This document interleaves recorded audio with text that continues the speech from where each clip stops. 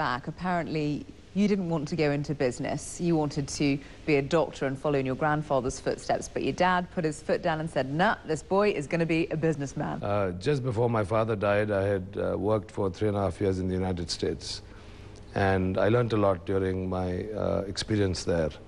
So, you know, I was termed a playboy, I was termed flamboyant, and yes, everybody thought that, you know, I'd fritter away what I'd inherited. But I was determined to prove people wrong. You know, I also have some self-esteem. But more importantly, I think the biggest single moment of joy in my mind was when I bought the worldwide Berger Paints Group in 1988. And I sold it in 1996 after successfully floating it on the London, Singapore stock markets. And when I sold it, I made, I think, a profit of $66 million. So I went to my mother and I said, I earned this money. I did not inherit it. Now if I buy a yacht, a plane, or a car, you know, nobody's going to question me about it. In the early years, there were these persistent rumours that you were funneling off the cream from the businesses and basically using it to line your personal bank accounts. How did you deal with people who thought that you weren't perhaps acting entirely above board? Well, you know, this is a general perception that prevailed in respect of all businessmen in India. I was not the only one who singled out. Perhaps the fact that I lived my life, you know, in a more colorful way, probably just reinforced that focus on such impressions. But if I was siphoning off funds from my companies, I wouldn't be able to create successful brands and successful companies and create the kind of shareholder value that I have created. India, though, still struggles with grinding poverty as a country. How do you reconcile your vast wealth with that? You know, there is a divide between the haves and the have-nots. And as a member of parliament, I am acutely aware of the need to bridge this gap going forward. You know, India is not a poor country, contrary to popular belief. India is a very wealthy country, and I'm proud to be Indian. But as late Prime Minister Rajiv Gandhi said, only maybe 18 or 20% of what's actually allocated reaches the poor people because of lack of accountability and corruption along the way. Let me ask you your take on India's newfound economic push and whether you think it can be sustained. Well, there's no question about that. The world needs us, and most of all, we have this huge domestic economy and domestic demand that is fueling consumption, and this is only growing. People are earning more, per capita income is going up, the propensity to spend is increasing, and more importantly, people are saving a bit less and spending more on discretionary items. And all this sort of helps funnel the economy and create this dynamic environment. So irrespective of what happens in Delhi and which government is in power, I'm absolutely certain that the Indian economy is on a roll and will continue to be on a roll. You've got, what, 250 vintage cars, God knows how many properties, a stud farm with more than 200 horses. Is there anything that would constitute... Okay. Where are we off to? Back of our limousine. Oh, delightful. How much work does it take to maintain all of this? It takes a fair amount of work considering the lawns are so extensive. But fortunately, there are a lot of people in India who need jobs. And so I look at it as being a good opportunity to provide employment.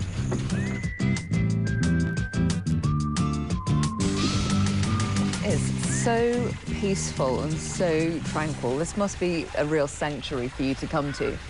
Yeah, it's nice. It's peaceful, it's quiet, and, you know, Goa is beautiful. But what's nice is that inside the property, of course, you have this tranquility and relaxation.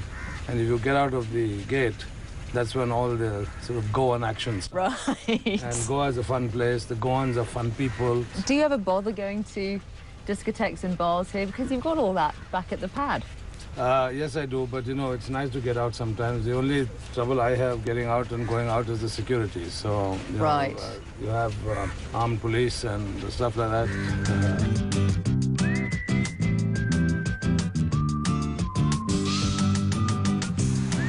So would you look at that? It's another pool. How many pools do you have in this place? This is the pool where we play some water basketball and have some fun, and you know, it's all part of the Goan experience. Wow, look at this. Oh, this is stunning. You could just have a party out here, right? And I do. Nobody would have to go and traipse into the house. No, the New Year's party typically sort of has different groups, and this is a very popular place. So there's one group that sort of hangs out here because there's one bar there, another bar there, another bar down there, and yet another there. So you have these groups form, and then of course there's the big dance floor in the middle, which also serves as a helipad. Of course. I was going to ask where your helipad was. So let me think. You've got, what, 250 vintage cars, God knows how many properties, a stud farm with more than 200 horses, loads and loads and loads of art, etc., etc. Is there anything that would constitute too much as far as you're concerned? All that you talked about are the investments that I make, and these are sound investments. I bought some of the world's finest vintage cars, which keep going up in value every year. I buy art, which keeps going up in value too. I buy property that keeps going up in value too. So rather than have money in a bank and earn a few percentage points of interest, it's good to be able to invest in assets that you can enjoy and which also appreciate and are pretty liquid.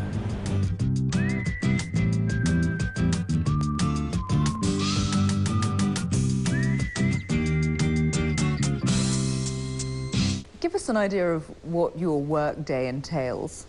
Well, you know, I go with the flow, really. I love what I do. To me, work is not stress. You know, I don't say, thank God it's Friday and I'm looking forward to a weekend or I'm looking forward to a vacation. And I come back from Europe at 2 o'clock in the morning and I'm looking around for my secretary at the airport to show me my mail and to tell me what's going on. Because I find what I do very exciting. So it's no stress at all. It's just non-stop excitement. Sure, you know, you have a few problems and challenges along the way, but I have never found those to be sort of a dampener. Fortunately, being the boss, I can choose to take time off when I want. But I just enjoy what I do so much. My body tells me when to slow down. Trust me, I've got you know, I'm built like a tank. I've got a lot of energy. I can go many late nights in a row. But you know, when I feel that I need to get a good night's sleep or maybe just chill for a day or two, I just do it. And everybody around me who works with me appreciates and realizes that.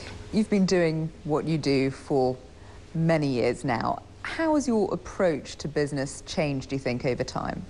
You know, when I first started out, obviously, I was a bit overwhelmed with the fact that the buck stopped with me and that I didn't have a dad to run to and find out, you know, if I was in trouble or I was undecided. And once I got over that, I realized that you need to go forward against all odds. You need to be gutsy. You need to have fire in your belly. And there's no point in being scared of the system or of people who are against you. There are plenty of them. They still exist, particularly in a country like India where there's a lot of jealousy. And, you know, you just sort of march on and undeterred. And so it toughened me up quite a lot, actually. Vijay, we wish you every success. Many thanks indeed for sparing the time for us today. Pleasure. My guest today has been the billionaire tycoon Vijay Mallya. I'm Anjali Rao. Thanks for being with us on this edition of Talk Asia. I'll see you again soon. Bye-bye.